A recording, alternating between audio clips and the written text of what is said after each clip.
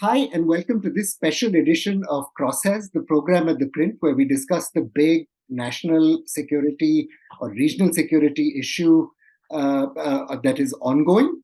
I'm joined today by Yashovardhan Azad, chairman of Deep Strat and former special director at the Intelligence Bureau, and Dr. Ajay Sani, who heads the Institute of Conflict Management in New Delhi.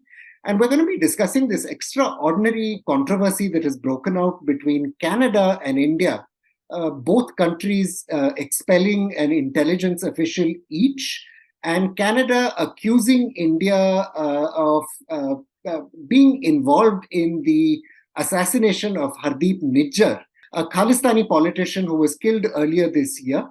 My first question to you, Yashovardhan Azad, big debate in India over the years whether the country should shift to using offensive covert means, as they are politely called, as some other countries like Israel and so on do. And sort of many arguments made against it by previous governments. As an intelligence professional, could you just, without getting into who killed Hardeep Nijjar, because we don't know that, but talk us through the arguments on both sides of this debate? Well, let me say at the very outset, for some countries, it is a policy of taking the decision at the highest level to strike at the lone enemy targets who operate like this, whether it's Israel and whether it's the United States. And see, recently a very important thing has happened in India, that the NIA has been given, National Investigation Agency, has been given the power to investigate the terrorist offenses abroad even. Now, in a situation like this, I always feel that this is a subject which requires much, much more policy deliberation than the attention we give in India. We kind of lump it all to the intelligence agencies. Now, one thing is true. Even in the case of Nijjar, if you see, he was the head of the Khalistan Tiger Force. He was attributed as a killer in one of the cases in Jalandhar. And in fact, what else? NIA had put a reward, CBI had put a reward, 10 lakh reward after him. There was an Interpol also, warrant issued out against him. So what do you do in these cases? Either you take a policy, say that, no, we will not do anything against Hafiz Saeed, we will not do anything in Nijjar. And there are so many like this all over. Or you take a conscious policy decision that, no, we will do. Now, Balakot strike was, in effect, a kind of a response which is given for Pulwama.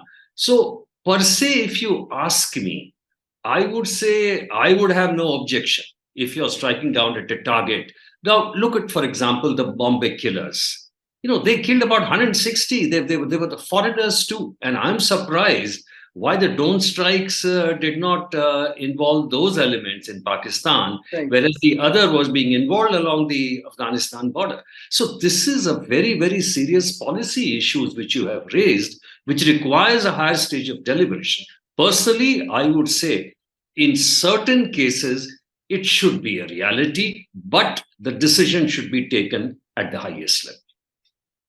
Dr. Sani, the flip side of the story, I guess, would be we've had a number of cases now, rightly or wrongly attributed to Indian intelligence, which have ended in some embarrassment with, paw prints all over the scene of the crime, so to speak.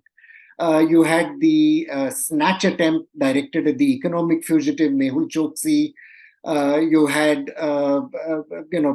this latest incident, and you've had a couple of other cases, including the Kulbhushan Jadhav case, which nobody talks about very much, where an Indian officer has allegedly been in prison for many years now. Are these kinds of operations worth the risk of embarrassment and disclosure? Do they need to be discussed more carefully on a case-to-case basis? What are the lessons we should draw from this? Well, I think the first lesson we should learn is that we should talk about these things when we know what has happened. That's a very important element. Right now, this entire discourse, we did it, we didn't do it. Actually, the we did it discourse favors two groupings. It favors the Khalistanis who are looking for martyrs, and it favors the Hindutva lobby, which is looking to strut around as a having done something wonderful. Neither of these is based on any knowledge or special access to the facts of the ground. Right. If we are talking Just to about a clarify, policy the issue, it's Canadian a Prime different matter. Minister, If if we, I may, the Canadian Prime Minister has said they have credible allegations that India did it. We're not sure what a credible allegation means. now, I have credible allegations that Hardeep Singh Nijjar had criminal associations, was possibly involved in the killing of Ripudaman Singh Malik, who was also connected with gangsters, that this could be credibly thought to be a gang war, Absolutely. that Nijjar was involved in violent Gurdwara politics. He could have been credibly bumped off by one of his rivals, that he was involved in terrorism, and he could have been credibly bumped off by one of his terrorist rivals, Khalistani rivals. All these are credible allegations. A prime minister does not go to parliament and say, I have credible allegations against another state. He says, I have credible evidence. 3 months have passed since this assassination, precisely to the day. June 19th is when Nijjar was killed. Have you heard a single statement by an investigative agency in Canada giving you any indication of progress in this case? In fact, no, we have So had let's not get into this policy discourse. This is not the time, because every time you say, yes, India should or could or would or policy decision can be taken, you're basically saying, yeah, maybe we did it. My point is, if you know we did it, please give me evidence. If you don't know we did it, please don't talk about the issue right now. This is not the context to be discussing whether India should be bumping off people abroad or not bumping off people abroad. Evidence is required. No evidence has been presented. The Prime Minister of Canada has made a statement that they are what he calls credible allegations.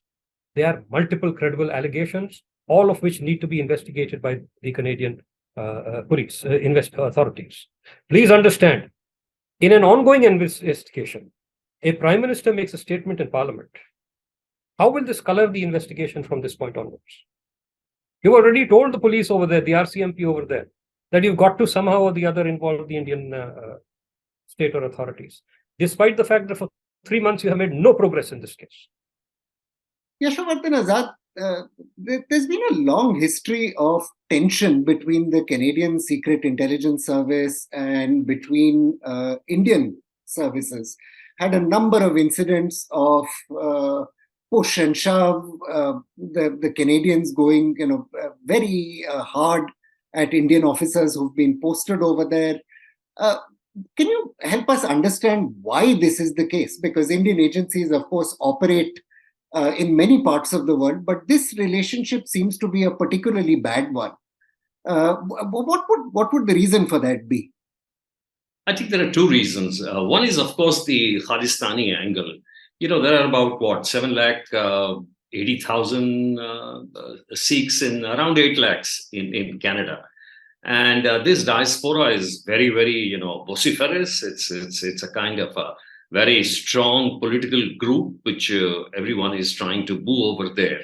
But, also associated with is a lot of problems that we are facing in this country, whether it's the secessionism, whether it's the kind of, referendum which they are trying to do, whether there is a funding which is from there. And of course, very, very strong allegations made by our investigative agencies about the kind of operations they want to do from there. So obviously, when our people go there, even diplomats, they are finding out about almost every such a gathering, what is happening, what is being. You saw the meeting the rally which took place on June 24 after the killing of Nijjar.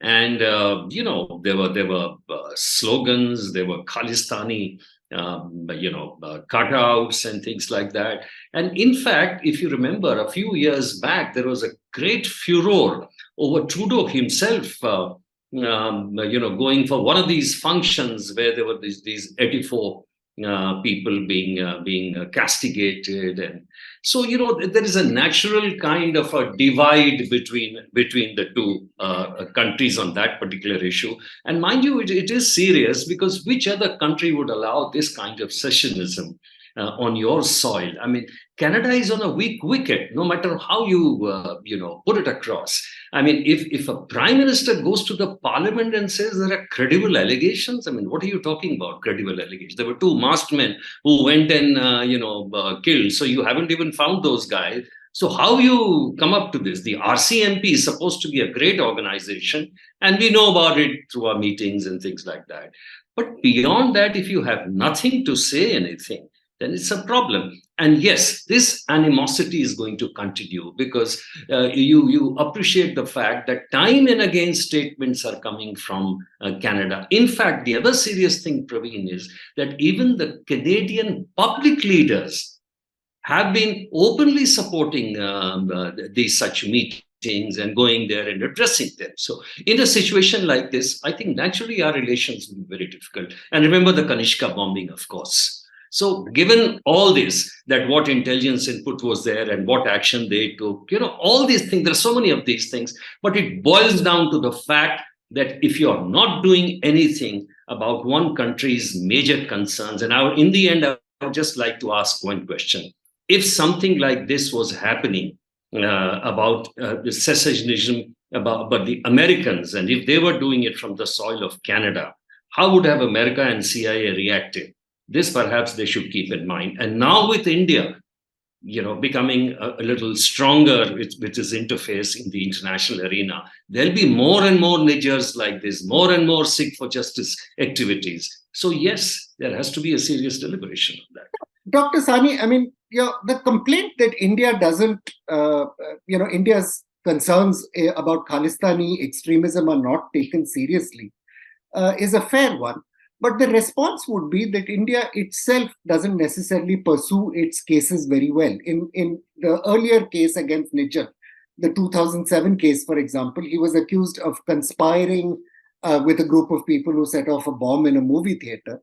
But all the people accused in that substantial case who were in Indian prisons were acquitted. And therefore, the allegation of conspiracy obviously, doesn't fly very far. Does India do enough to credibly prosecute and present evidence against these foreign Khalistanis so that we're able to push our legal case that much better? I think your question gives you the perfect answer. That if we are not able to process and gather, process, and present evidence in our own courts, where the standards of evidence may perhaps be a little, shall we say, less stringent as compared to the to a relatively unwelcoming foreign authority, then what are we to say about evidence to foreign countries? Evidence presented to foreign countries. There is a problem. There is a problem in our entire policing, investigative, and justice system. That is without doubt. And that would. But what we are talking about here is not offenses on Indian soil, of course, for which we are asking for extradition. And if you reject extradition, there is no problem there because you say our evidence doesn't stand up to your criteria. I wouldn't be surprised. Because, as I said, evidence doesn't even stand up to our own, in our own courts in so many of these cases. The point is, what action is Canada taking for offenses committed on its own soil? Now, they constantly, Trudeau's statement has for every time been, but we have a free speech, context, and our laws do not allow us to. There are laws against incitement to offense in Canada. There is hate speech in Canada. There are multiple and documented cases of both these elements. Correct. In fact, they have a number of. Most recently, I would take up the posters against the diplomats. Right. They have you had posters with photographs of diplomats in multiple consulates saying these are the killers of Nijjar.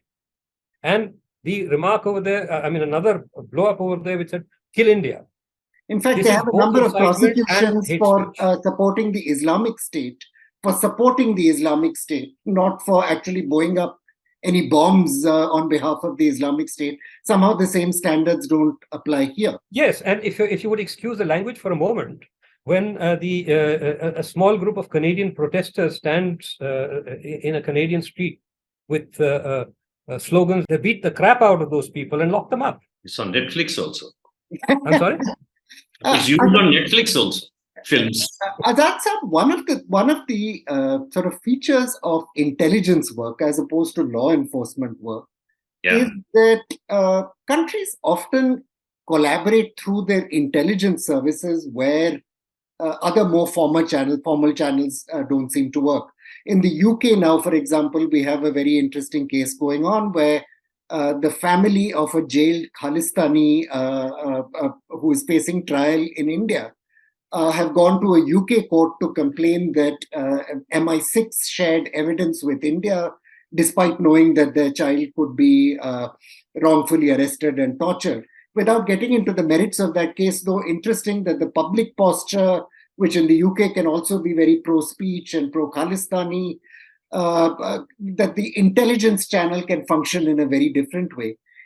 In your experience, was this true of the relationship with Canada, or are their intelligence services also not as forthcoming as we would like them to be? No, you see, as far as the intelligence agencies go, there is a clear demarcation, as you know, between the two intelligence agencies of on what areas to collaborate with. And to tell you truthfully, both the intelligence agencies know exactly what the realities are.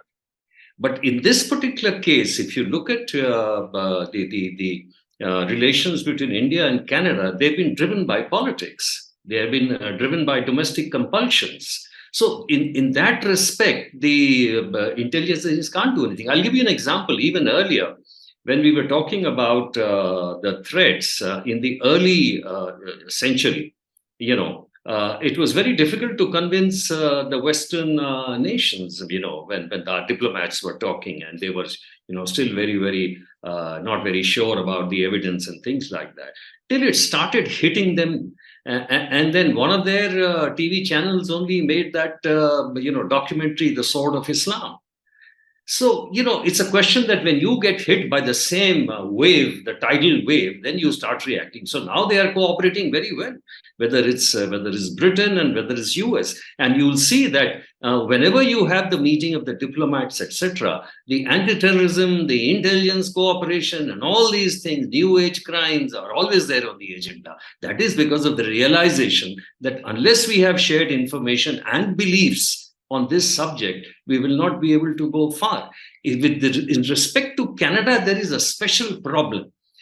This so-called newfound liberalism of allowing, protests and things like that, it goes only to a certain extent, and Mr. Sani is very right. When it hits you, then immediately you put your troops. So as long as you think you can ignore a country like India, it's fine. But you can't ignore America. You can't ignore other countries. You'll see gradually, by and by, with the clout of a country coming up, things change. So it is not intelligence or it is not anything. It's just a realization of the other power and the foreign policy mix, which is driven by your domestic compulsions. Dr. Sani, two sort of linked questions on this. Firstly, why is the Canadian diaspora or the Sikh diaspora in Canada so vested in an issue that in Punjab does not seem to have much traction? I mean, it's interesting to me that in most of these cases, the Canadians seem to have to pay some criminal in India to engage in a crime. It's not like there's some ideologically motivated person,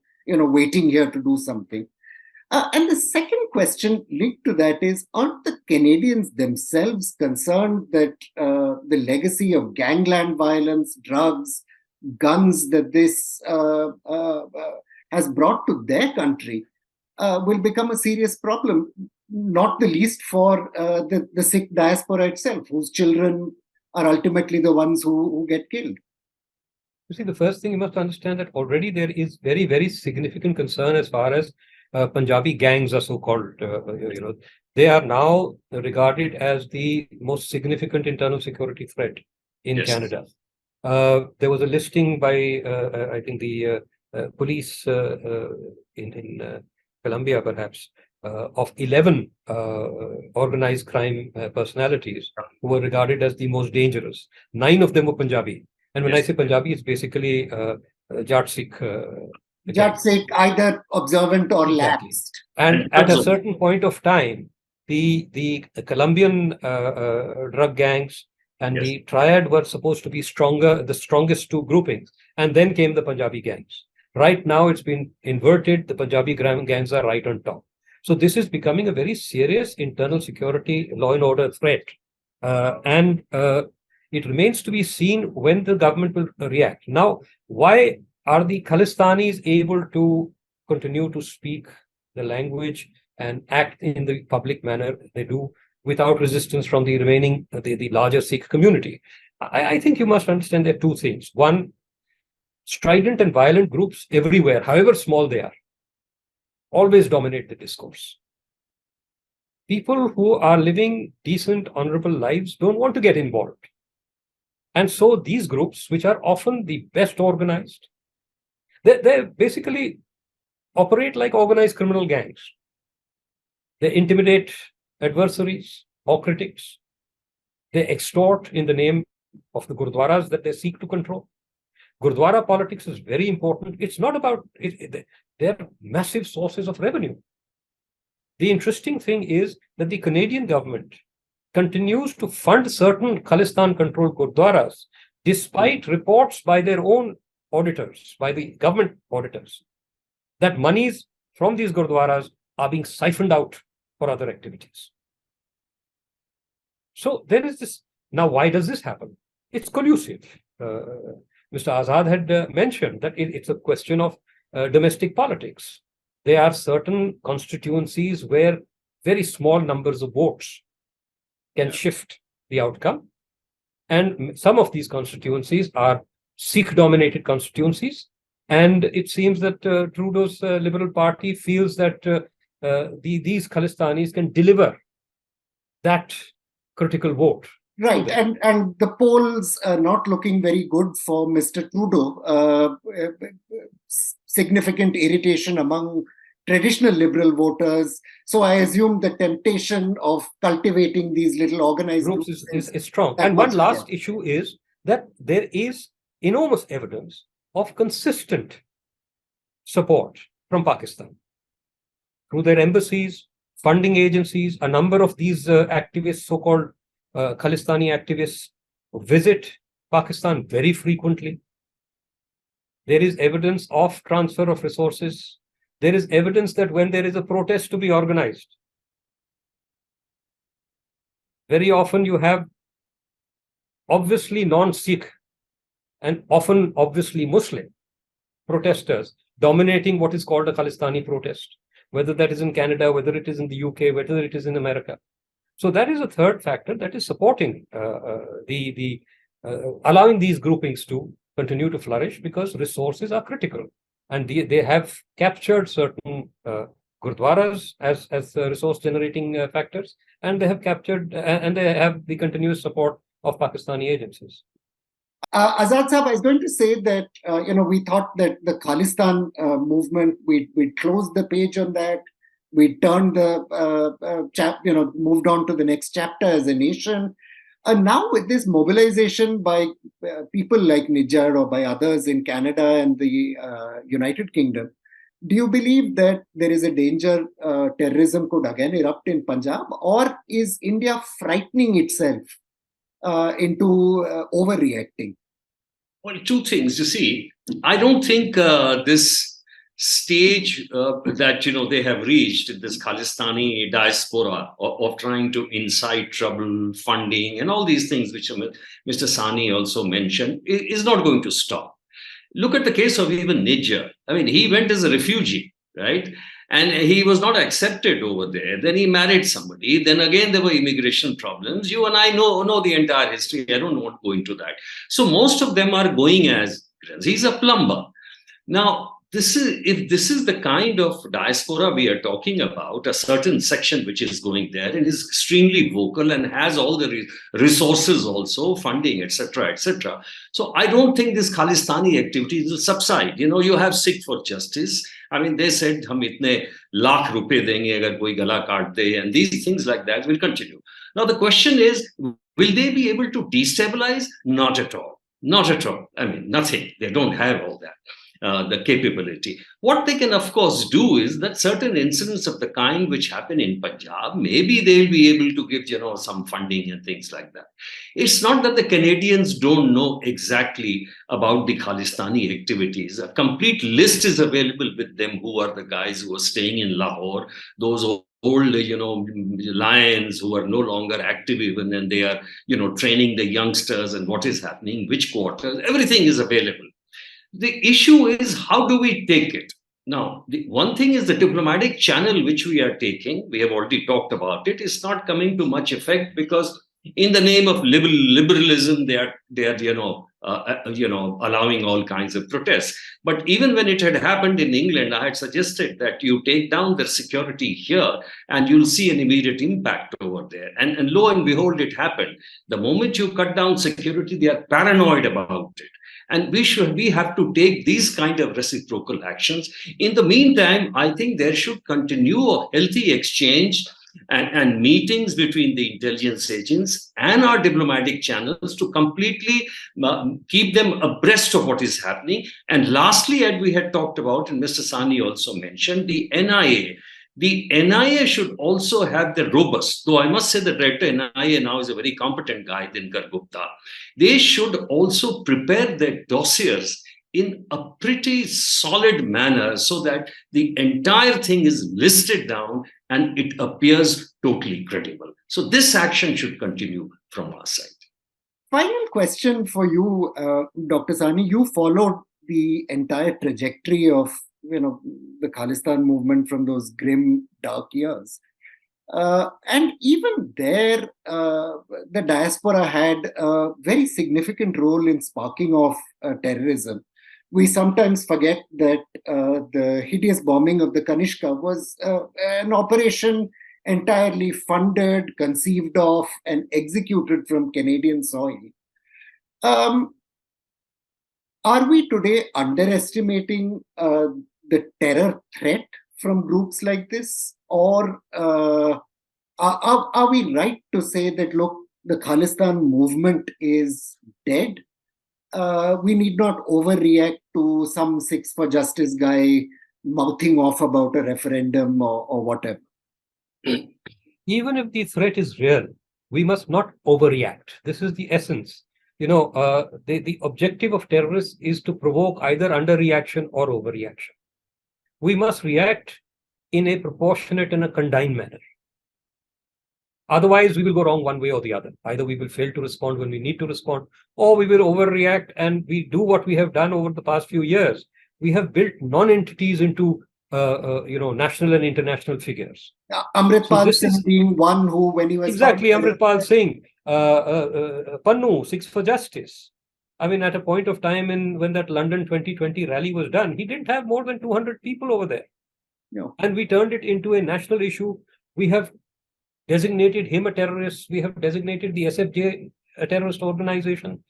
I think we're going haywire. Someone writes something on a wall, a slogan on a wall in Punjab, we arrest him, put him under UAPA and terrorism charges and waging war against the state, enmity against...